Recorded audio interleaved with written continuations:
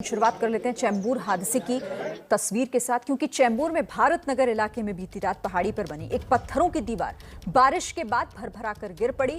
इसके नीचे कई झुग्गियां थी जो मलबे की चपेट में आ गई। हादसे में अब तक 17 लोगों की मौत की पुष्टि हुई है। कई लोगों के अब भी मलबे में दबे होने की आशंका है। एनडीआरएफ और दमकल की टीमें राहत और बचाव कार्य में लगातार जुटी हुई है। तो चैम्बूर में पहाड़ का मलबा पहले घरों पर गिरता है और उसके बाद यह हादसा कितना बड़ा हो जाता है। देखिए, 17 लोगों की जान चली गई। रेस्क्यू ऑपरेशन में लगी टीम लगातार ये कोशिश कर रही है कि अगर अंदर कोई फंसा है तो उसे सही सलामत निकाल लिया जाए।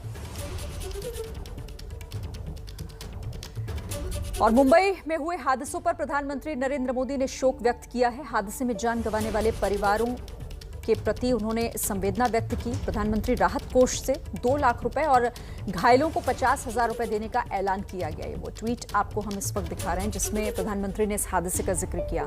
साथ ही गृह मंत्री अमित शाह ने भी इस पर दुख जताया और इस हादसे पर उन्होंने इसे एक हृदय विदारक घटना बताते हुए लिखा कि जिन लोगों ने अपनों को खोया है उनकी इस अपूरणीय क्षति पर गहरी संवेदनाएं व्यक्त करता हूं। ईश्वर शोक संतप्त परिजनों को ये दुख सहने की शक्ति प्रदान करे।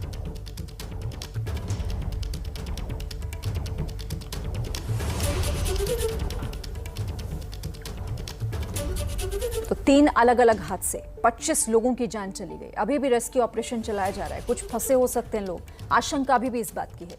सीधे रुक करेंगे, अजय दुबे हमारे साथ हैं। लगातार इस खबर पर हर जानकारी हम तक पहुंचा रहे हैं। अजय, ताजा अपडेट क्या है फिलहाल?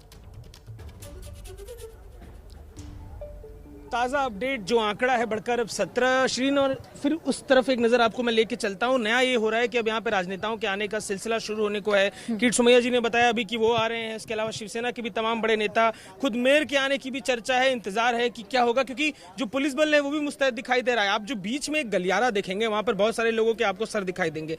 बेहद जो बनावट यहाँ पर है मुश्किल है, इसलिए दिखाना भी मुश्किल हो रहा है। लेकिन जो रास्ता है वहाँ पर पुलिस बल सक्रिय हो गया, लोगों को हटाया जा रहा है। जो नेता है क्योंकि उनके भी आने की संभावना यहाँ पर जताई जा रही है। इन सब के बीच में महत्वपूर्ण बात जो रेस्क्यू का प्रक्रिया है, एनडीआरएफ की तरफ आपको लेके चलते हैं कि कैसे एनडीआरएफ के जो कर्मचारी हैं आपको दिखाई देगा मशीनों के संग अभी भी लगे हुए हैं। कोशिश ये है कि जो मलबा है, क्योंकि मलबे के संग पेड़ आया है, पेड़ के संग जो ऊपर का पतरा था, ऊपर का जो घर था वो भी नीचे आया था, तो धीरे धीरे कोशिश उनको हटाने की है। संकरी जगह में हाथों का इस्तेमाल करके मलबा लेके बाहर की तरफ निकालने हैं। फिर जो लोग खड़े हैं अपने हाथ एक दूसरे के हाथ में मलबा फॉरवर्ड करते हुए उसको आगे की तरफ निकालने की कोशिश है। तो ये वो सिलसिला है। आंकड़ा 17 पर पहुंच चुका है। जैसे जैसे देरी होते जा रही है लोगों की उम्मीद कम होती जा रही है। एक सकारात्मक बात ये दिखी है कि अभी जो एबीपी न्यूज ने दिखाया कि कैसे जो ऊपर का हिस्सा है जहां लोगों की भीड़ थी, हमने बताया कि वो खतरनाक है। तो उसके बाद अब कुछ लोगों को, स्थानीय लोगों को पुलिस ने हटाया। वहां पे केवल पुलिसकर्मी और मीडिया कर्मी खड़े हैं। तो इन सब चीजों के बीच में बारिश रुकी हुई है। सबसे सकारात्मक बात यह है एनडीआरएफ के लिए भी सहूलियत है रेस्क्यू करना। इसके अलावा जो खतरा है वो भी बारिश रुकने से कुछ कम हुआ है। लेकिन जिन लोगों के परिजनों की मौत हुई है, जिन लोगों के परिजन फंसे हुए हैं अभी भी नीचे, उन लोगों के लिए चिंता की बात है। आसपास के घरों से रोने की आवाज आ रही है, क्योंकि जो स्थानीय लोग थे उनके परिवार के भी लोग काफी थे और बाहर से भी लोग आए हैं। जी,